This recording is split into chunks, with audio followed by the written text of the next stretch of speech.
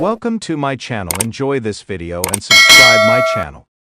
The Infiltrator's ending sees Robert Mazur's years of undercover work come into effect with a major bust, leading to questions about the real-life history and the film's thematic implications.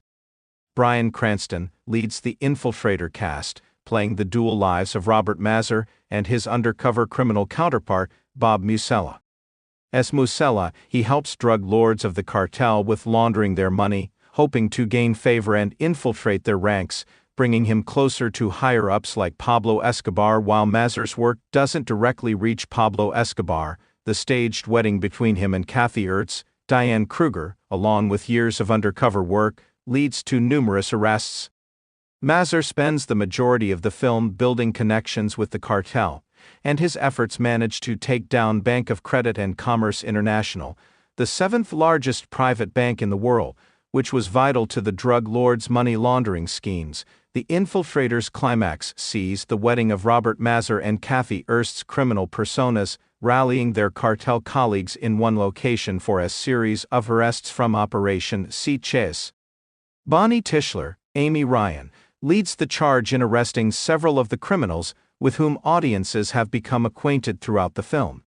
Most notably, this includes Roberto Alcano, Benjamin Bratt, and Gloria Alcano Elena Anaya, the couple that Mazur and Ertz spend chummy time with through the movie's events.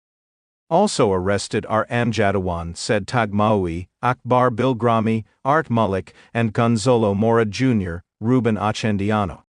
An important aspect of The Infiltrator is the difficulty Robert Mazur experiences in his family life during his time undercover in the cartel. Early in the film, he's taken to a strip club while undercover, but declines any sexual favors, claiming that he has a fiancé he's loyal to.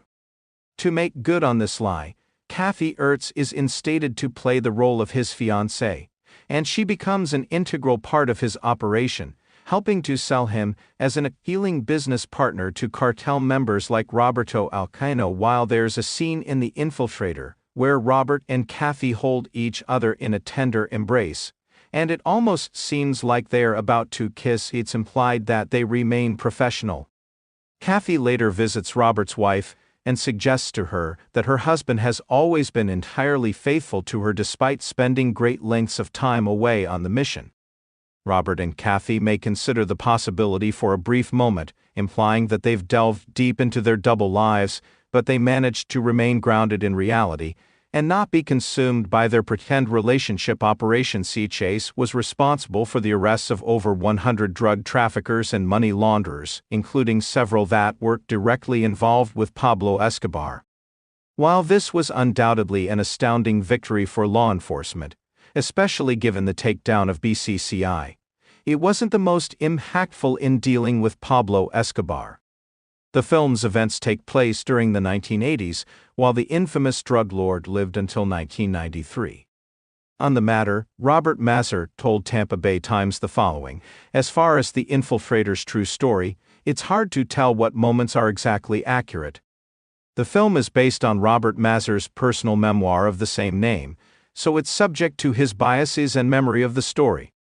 With that being said, it's treated as a fairly consistent recount of the events, and the film only has a few original scenes that weren't from his writing. For dramatization purposes, the Infiltrator movie is a bit more punchy and straight to the point, focusing only on its central three undercover characters.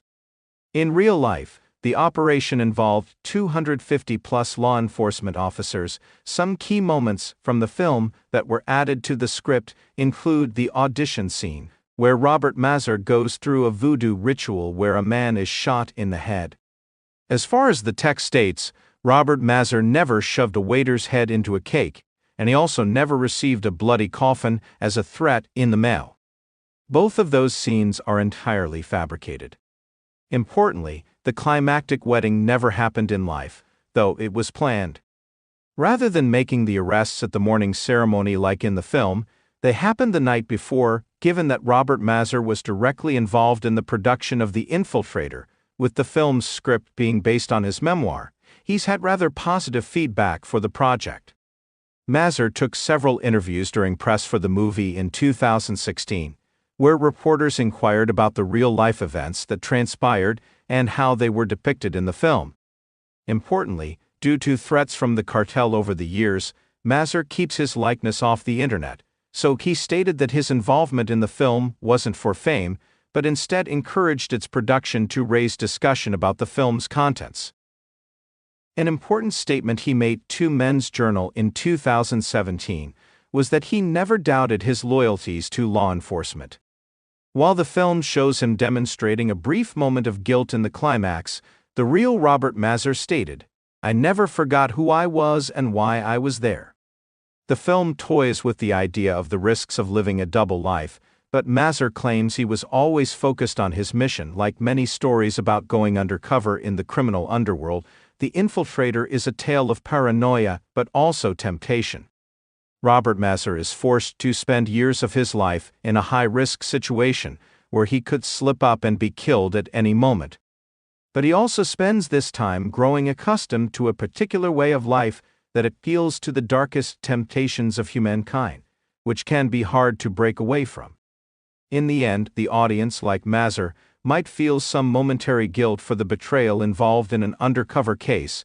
According to the real-life Robert Mazur in an interview with Tampa Bay Times, the figure wanted a forum for his self-described crusade against money laundering practices enabling all sorts of illegal operations worldwide.